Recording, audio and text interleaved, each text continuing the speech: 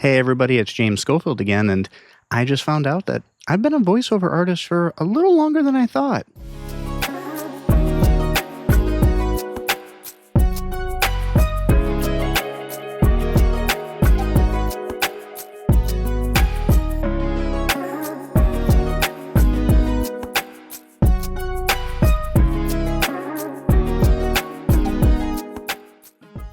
Yeah, so I was going over some old videos from my server that I have, and I found a little nugget from my university days. So for philosophy, I had to do a presentation for a medieval philosopher. And so I decided, you know what, I'm just going to do a whole video on it. I'm not going to do the usual PowerPoint presentation. I'm going to make it look like, something you'd see on YouTube. So I went ahead and I made that video. And of course, in that, I also did voiceover and narration for that video. And so finding it now, I'm listening back to it and listening to the EQing that I did on my voice, which back then was none. Using a microphone that I didn't know how to use. It was a whole thing. Finding the footage, though, was pretty cool. It was kind of cool to look back on it and remembering just how much I enjoyed doing that video. Looking back, I was thinking, I kind of wish that I had thought to do this earlier, right? But either way, here's the video that I did on Hildegard of Bingen. Hello, and welcome to Full On Philosophy. I am your host, James Schofield. Now, for this issue of Full On Philosophy, we are going to talk about Hildegard of Bingen. And to talk about her, I drew upon articles from Christian History Magazine, Church History, and Comparative Drama. So let's begin and talk about Hildegard of Bingen. Hildegard of Bingen was alive from 1098 to 1179 and was skilled in the study of plants, herbs, and trees, which are chronicled in one of her works titled Physica.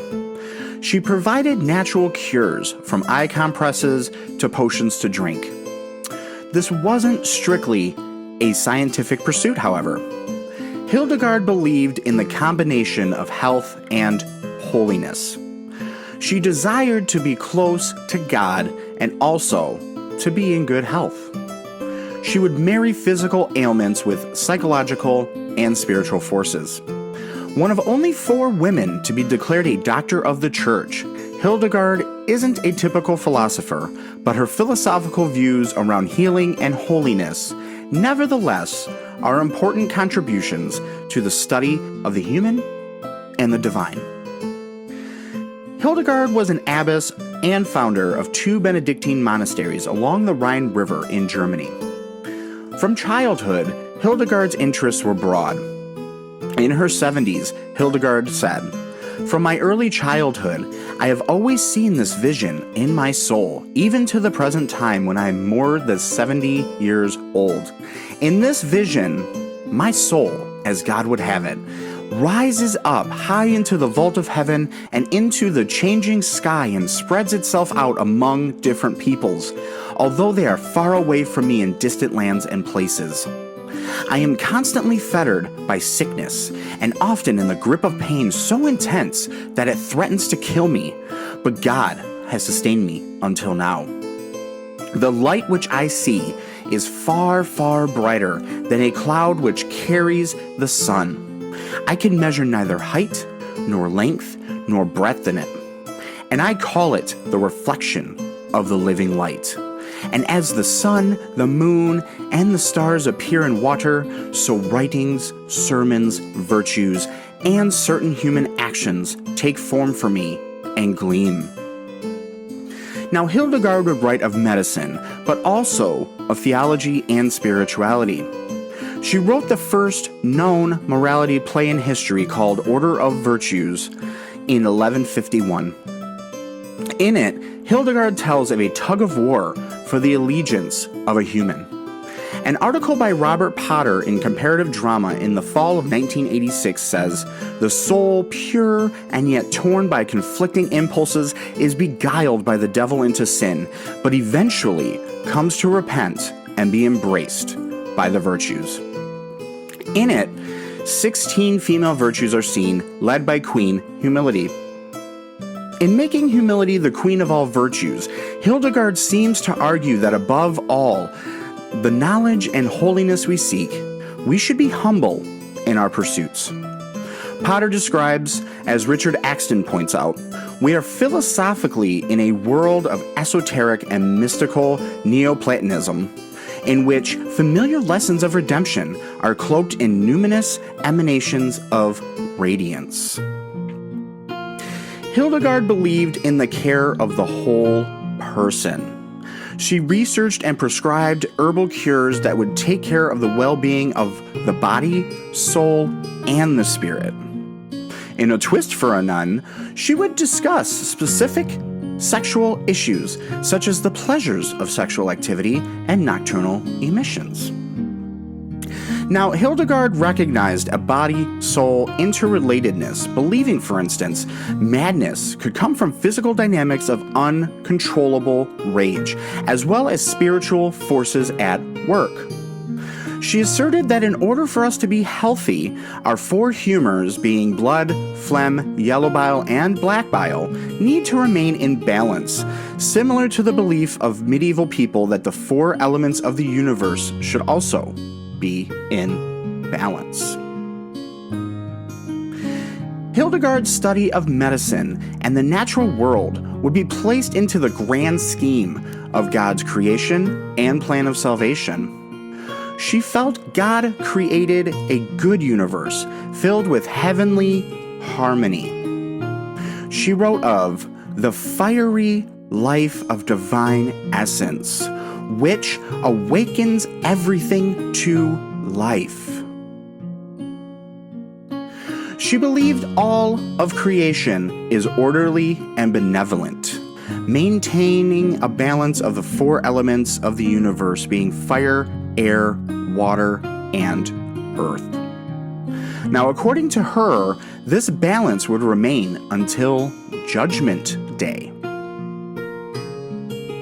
She believed man to be the epitome of creation. She said, with earth was the human being created. All elements served mankind, and, sensing that man was alive, they buried themselves in aiding his life in every way. And man, in turn, occupied himself with them.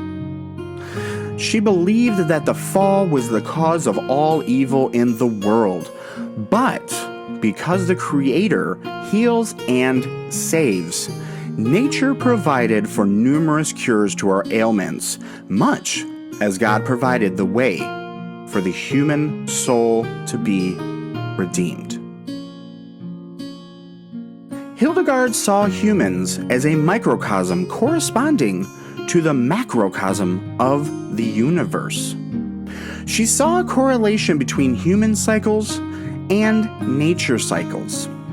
For example, just as humans need to sleep to revive our strength, so do the plants sleep in the winter to be restored in the spring. She saw our own bodies as a reflection of nature and the universe, saying, "Our eyes are made according to the likeness of the firmament.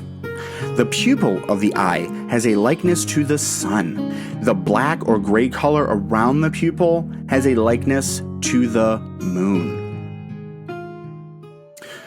Hildegard's philosophy was one of treating the human as a whole, mind, body, and soul. She saw, too, that we are one with nature and need to be the protectors and utilizers of it in harmony. She felt we need to embrace God's good creation, pursue knowledge, and read broadly in the sciences. Through her pursuit of the sciences, Hildegard would bring out ideologies of mind, body, soul, and nature as a unified existence brought by God. Though she would primarily work with medicine and nature, and of course would write plays, Hildegard's philosophies are a welcome and important contribution to the pursuit of knowledge, the divine, and the human condition. So that is Hildegard of Bingen in well, a philosophical nutshell. Now, if you like this video, I know it's on YouTube, but don't bother liking, commenting, or subscribing. Just feel free to give me an A on that little gradebook of yours. Once again, this is Full On Philosophy. I'm James Schofield, and I hope you enjoyed.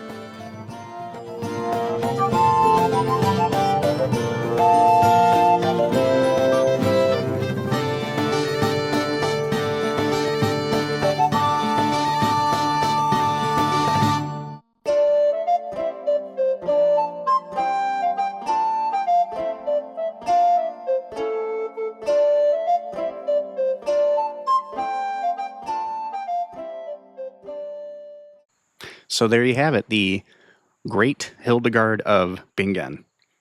I hope you enjoyed, and I hope that you learned something about that awesome woman and kind of seeing what my journey's been. You know, I thought that my journey started in voiceover about really just 5 months ago, but looking at this video, I realize I've had a love and a passion for voiceover for several years now. Looking back, it's like, oh, if I had a regret, it would have been, hey, I fell in love with this then. I should have been pursuing it. But hey, live and learn, right? If you enjoyed this video and want to see other things that I have coming up on the horizon, just make sure to hit like and subscribe down at the bottom. That way you can be notified anytime I have new content come out. And as always, thanks for letting me give you some sound.